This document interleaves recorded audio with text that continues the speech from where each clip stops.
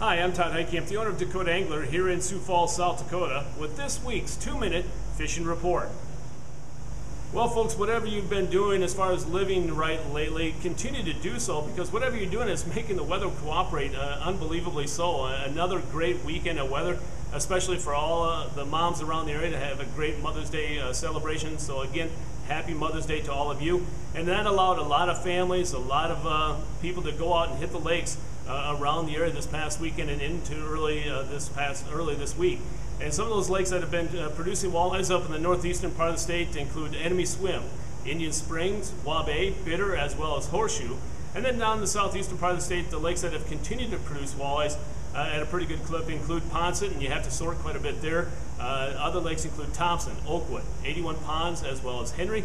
And then the other lakes have been producing walleyes depending on the day. If you hit it right, that includes Sinai, Brant, Madison, Vermilion, Wall, as well as Island. Now, what have guys been using on the lakes around here to catch walleyes? A lot of guys now are switching over to swim baits, a lot of jigs and swim baits, and some of those swim baits include the 360 search bait by Storm, as well as the Walleye Assassin seem to be the two most popular ones that guys have been using. Other things, jigs and live bait, jigs and leeches, and one of the more popular jigs guys have been turning to lately have been the Lindy live bait jig because of the wider gap hook. And then also some guys are starting to use spinners out there, bottom bouncing with spinners, and whether or not they're using minnows or leeches. But it seems like leeches now are starting to take off in many of the area lakes. And then as far as the Missouri River bite is concerned, guys are doing quite well again. Now they're starting to really pull a lot of plugs and even pulling them in the shallows, if you can believe that.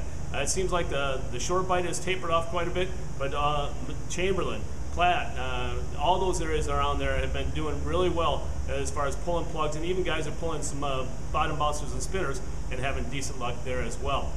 And then as far as the panfish bite is concerned, the crappie continue to go fairly well around the area, and the lilacs are starting to bloom, so the crappie bite should take off, right? Well, those lakes include Thompson, Ponset, Sinai, as well as Pickerel.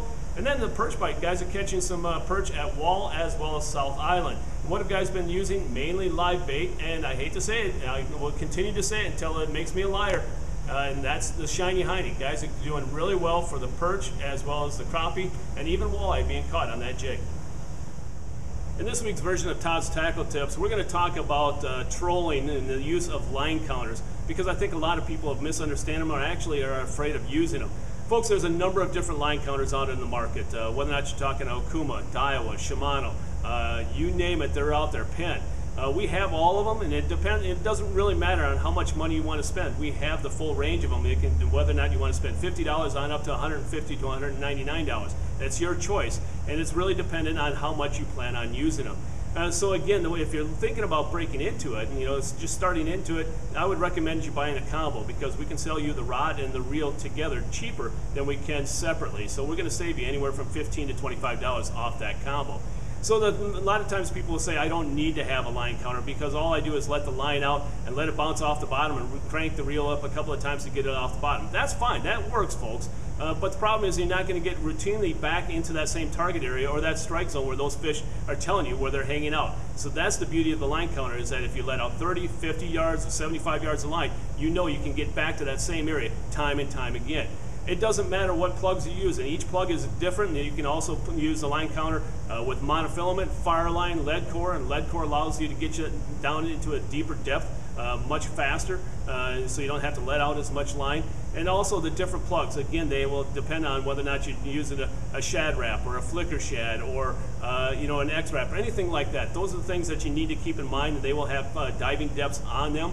Even the flicker shads will have the diving depth chart on the back of the packaging for you to figure out how much line you need to let out to get at a certain depth. But that's the other thing I want to let you know, is that if you're looking for something like that, and a lot of times people will use to buy the trolling Bible.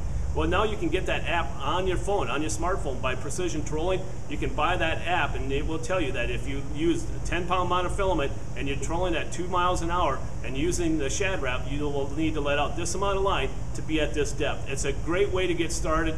So again, if you're thinking about it, if you're thinking about getting into trolling using line counters, stop on by here at the store, and we'll be more than happy to discuss everything that we talked to you about right now in more detail, and also be able to show you that app. Now it's time to take a look at a few photos that you sent in to me this past week.